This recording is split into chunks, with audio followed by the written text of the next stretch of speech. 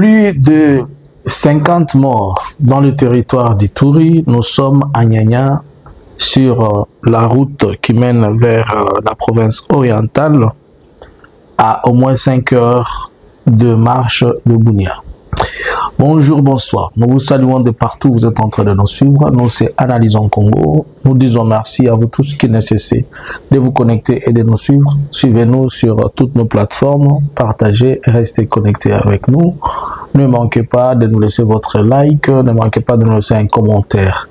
S'il vous plaît, aidez-nous à ce que notre compte Facebook atteigne 20K. Ici, sur YouTube, nous devons atteindre 100K. Et partagez. Faites suivre ceci, invite quelqu'un à nous écouter, à nous suivre. Nous, c'est Analysons Congo. Alors, nous allons essayer d'entrer dans le vif des sujets, mais avant d'entrer dans les vifs des sujets, si on partageait ensemble ces images pour essayer de comprendre certaines choses.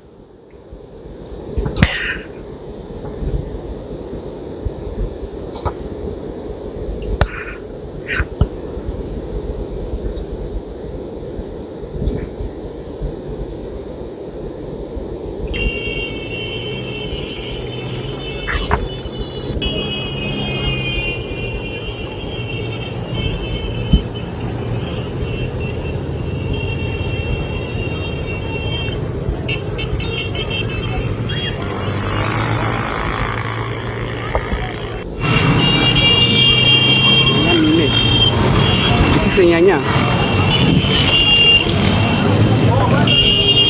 Nyanya.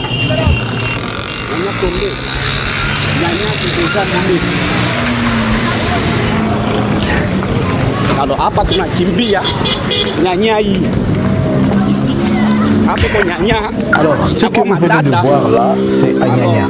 D'abord, je vous situe Nyanya. Nyanya est situé à 150 km, presque à 150. On peut situer entre 150 et 180 km sur la route de Bunia plutôt. Et nous sommes sur la route nationale numéro 4. Nyanya se situe probablement entre Bunia, Mambasa, Kamanda et Beni.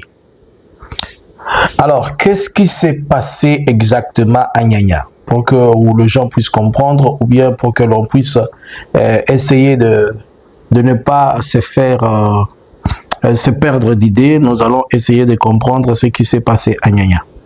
Nous sommes le 1er avril. Je vous explique. Nous sommes plutôt, ce qui s'est passé entre le 1er et le 2 avril. Une attaque des ADF Nalou. Les ADF Nalou ont attaqué ils ont attaqué le village de Bandaka, qui est situé c'est dans la chefferie de Bandaka, village de Bafake. C'est dans la réserve des poulets, qui est la réserve des Okapi. C'est là où la chose s'est passée. Dans la province de l'Ituri, non, la province de l'Ituri qui compte beaucoup de territoires, mais c'est là aussi, c'est dans l'une de ces territoires. En réalité, la province de l'Ituri a 5 territoires. Pour les gens qui ne savent pas, en Ituri, il y a 5 territoires, qui est le territoire de Aru, le territoire de Mahagi, le territoire de Djougou, le territoire de Irumu, ainsi que celui de Mambasa. Et y compris aussi Bunia. Alors, on se retrouve dans ces chefs, dans ces territoires dont je suis en train de vous parler là.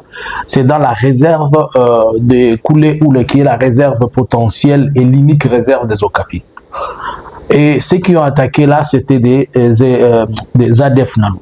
Il faut noter que il y a à 18 km de là, à 18 km, il y a un poste FRDC qui garde la carrière minière de Chinois. Il est composé d'au moins une trentaine de personnes. Il y a un poste de police quelque part. Et le poste le plus proche de UPDF, c'est-à-dire de l'armée ougandaise, il est à 180 km.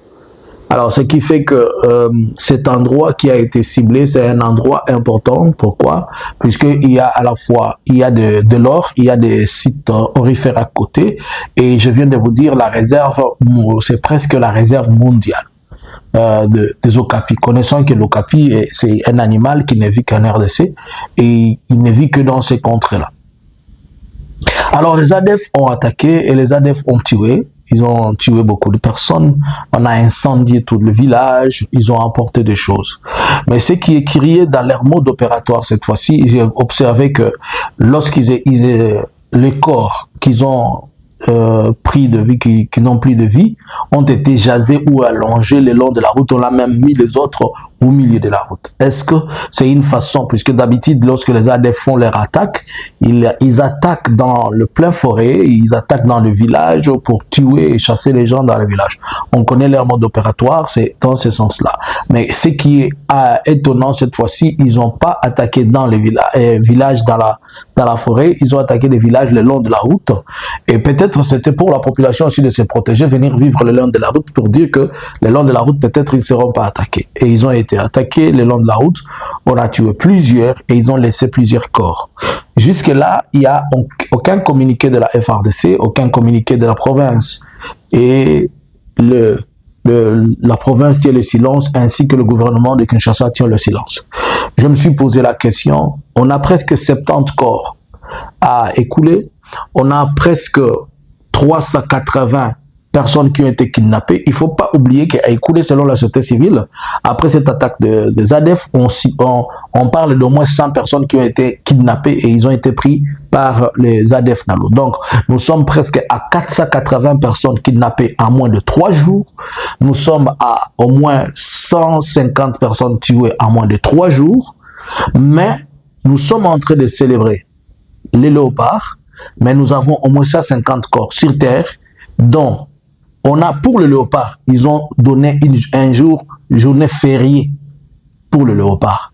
Mais pour la perte de vie de plus de 150 personnes et une perte de vie de 400 concitoyens qui sont disparus, silence radio, ni un communiqué, ni quoi que ce soit, on ne dit rien. Mais je me pose la question, si la même situation s'est passée là où se trouvait l'AFC Barème 23, on devait en parler, puisque la situation de Bunia, la situation de l'Ituri ne crée pas la haine vis-à-vis du Congolais, puisque la politique de l'IDPS, elle est basée sur la haine. La politique de l'IDPS, elle est basée sur le Motema Mabe. Et pour eux, il faut amplifier le Motema Mabe dans certaines personnes. Pour le Congolais, vous savez tout ce qu'on est en train de dire sur ADF, Nalou et tout ça, ils s'en fichent. On balaye ça comme si ce n'était rien. Même si vous dites qu'il y a eu 5000 morts, leur problème, c'est pas qu'il y ait un seul mort que l'AFC Barème 23 a tué. Ça suffit. Avez-vous entendu Johnny Luboya faire un communiqué? Non. J'ai observé quelque chose hier. Je me pose la question, est-ce que c'est similaire? Aujourd'hui, nous sommes le 3. Hier, le 2, il s'est passé un incident à Kampala. Un homme est entré dans une école primaire, pas une école primaire, mais une garderie, où se trouvaient les enfants. Il est entré avec une machette et il a tué à la machette presque 4 enfants. Paix aux âmes de ces enfants. Des images sont horribles, vous ne pouvez pas comprendre. Et je me suis posé la question, est-ce que cet homme-là, c'est un homme d'au moins 39 ans, il était motivé par quoi?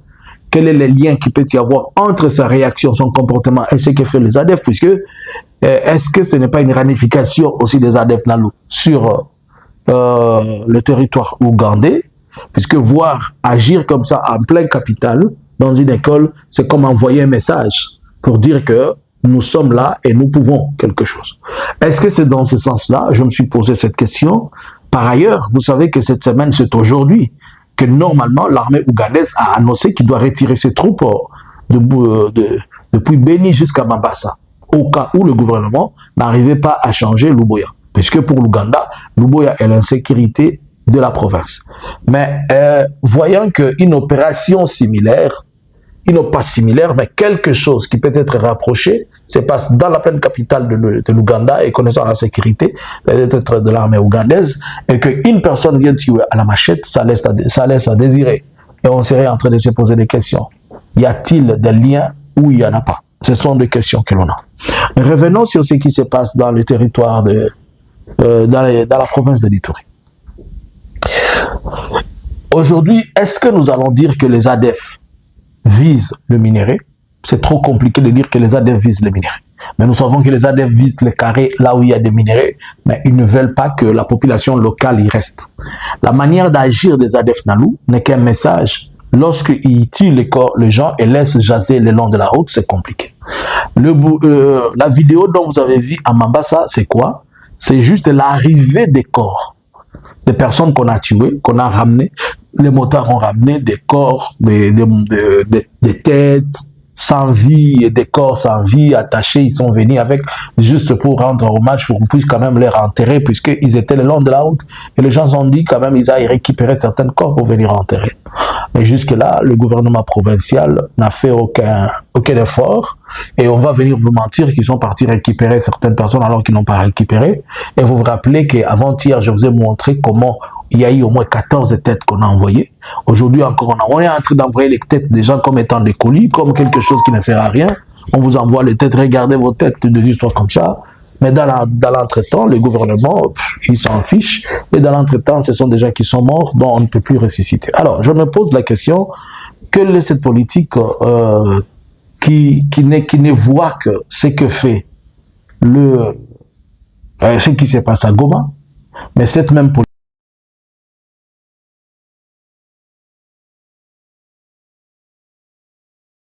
se sécurise tellement mieux ces entités plus que les gouvernements. Quand vous allez à Uvira, ça ne marche plus entre le Wazalendo et les FARDC, ils sont en train de se faire. Il y a un délai de 48 heures que les FARDC ont donné au Wazalendo de quitter Uvira et Barak. Vous allez dans les territoires d'Ituri, c'est des catastrophes. Vous allez dans les Katanga, c'est insupportable. Mais au moins, vous pouvez aller dormir dans un rond-point à Goma jusqu'au petit matin, vous ne serez pas dérangé. Alors, la cause de cette insécurité du parti gouvernemental, elle est due à quoi? On sait que les ADF aujourd'hui sont l'émanation de la volonté du gouvernement en place et du gouvernement national, puisqu'ils en profitent, ils se retrouvent. Et on sait qu'ils n'ont jamais organisé des opérations normales. Mais là, nous sommes en train d'observer que les ADF en soi, ils sont en train d'opérer dans des zones qui ne sont pas contrôlées par l'Ouganda. Ils sont en train d'opérer loin des zones contrôlées par l'Ouganda. Allons-nous dire que l'Ouganda les a suffisamment maîtrisés et les a chassés? Et quelles seront les conséquences si aujourd'hui l'Ouganda retire ses forces? Ça sera encore de grandes atrocités. Dans moins d'une semaine, nous avons 480 personnes kidnappées. Nous avons plus de 150 corps, nous avons des têtes coupées et des corps jasés le long de la route. Et Kinshasa, pendant ce temps, nous nous préparons à festoyer et nous sommes en train de festoyer pour le match de Léopard. Le Léopard a déjà gagné, il est parti, il est déjà pour le mondial.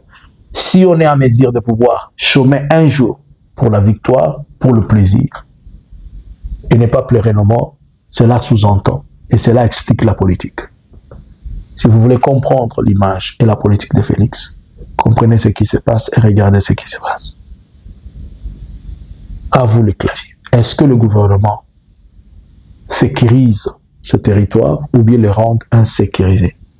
Est-ce que les ADF ne peuvent pas être maîtrisés?